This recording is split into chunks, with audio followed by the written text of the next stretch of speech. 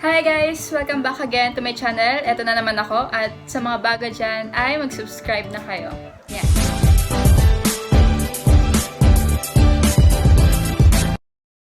Subscribe na kayo. Yan.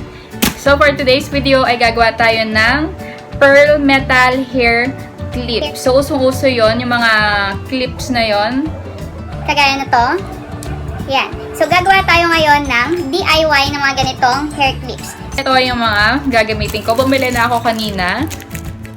Yan. Sobrang sulit nitong mga hair clips na to kasi 18 pesos tapos ang dami niya.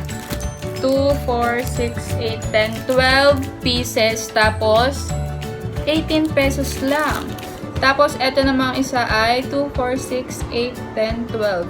12 pieces din. Tapos, ito naman isa ay 15 pesos lang. Siyempre, kailangan natin ng glue gun, glue stick, tapos yung mga beads, black and white. At ito, siyempre, hindi dapat mawala ang mga pearl. Ang